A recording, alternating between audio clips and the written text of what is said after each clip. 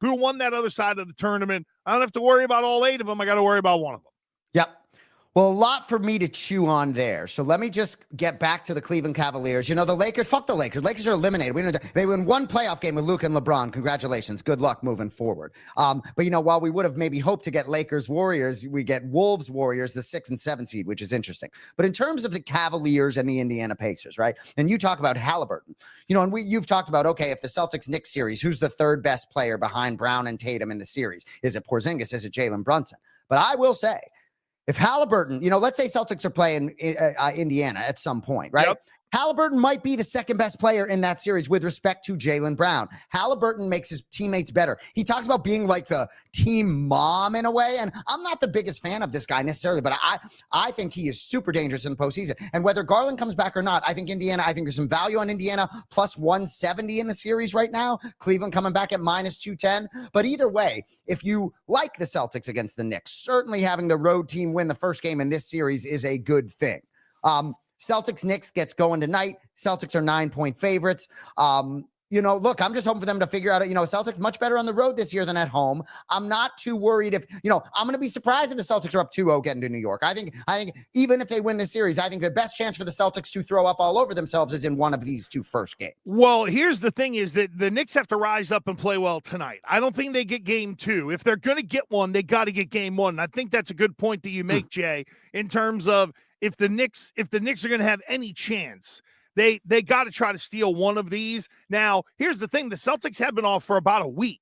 So sometimes we get that kind of first quarter lag. Like I really wonder, and I'm going to have to dig in a little bit.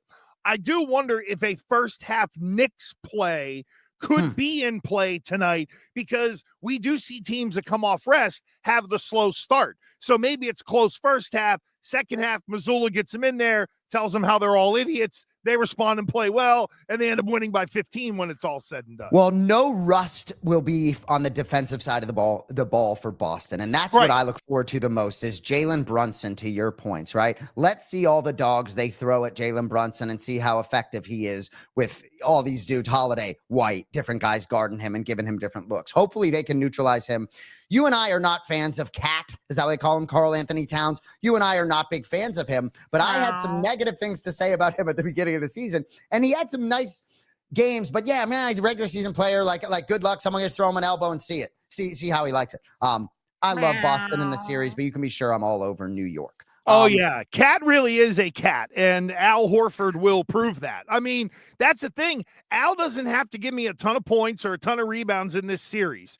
Be a pain in the ass to Karl Anthony Towns, and that's the biggest thing that Al can do in this series. I agree. And I will say it's got to be nice to some extent for the Boston Celtics that you're not playing against the hockey team that was the Orlando Magic out there. I think it's going to be interesting. And I think the Celtics with their physicality could really make this Knicks team feel as though they don't belong in the series. But their head coach is going to do everything he can to prevent that in Tom Thibodeau. You've talked a lot about him being hard despite his soft roster. Yeah. He's a wackadoo. He's kind of wired a little differently.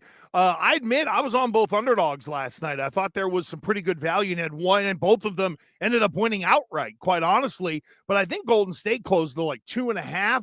I think Indy closed at 8.5 or something like that.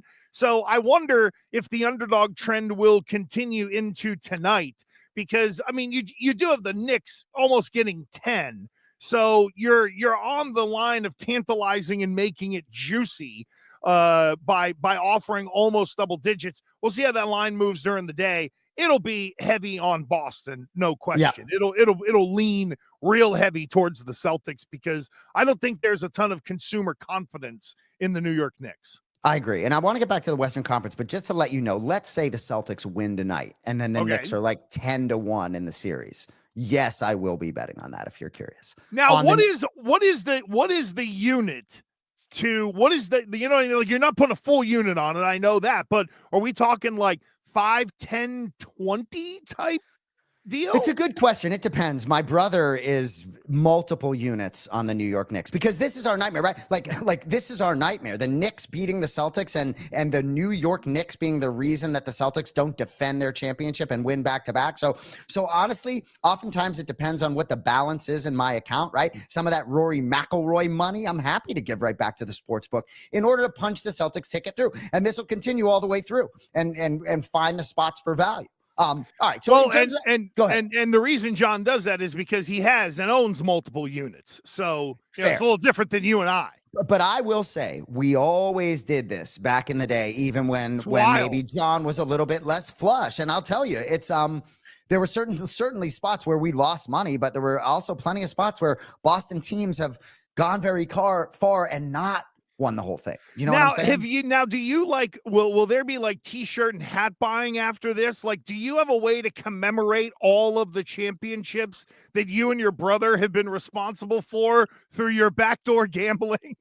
It's hilarious. Yes. I mean, do we buy the championship gear? You can be sure. Yeah. But before we transition to the Western Conference, I don't know if you've seen any of the Celtics documentary, Celtics City, right? Have you seen any of it? I have, yeah.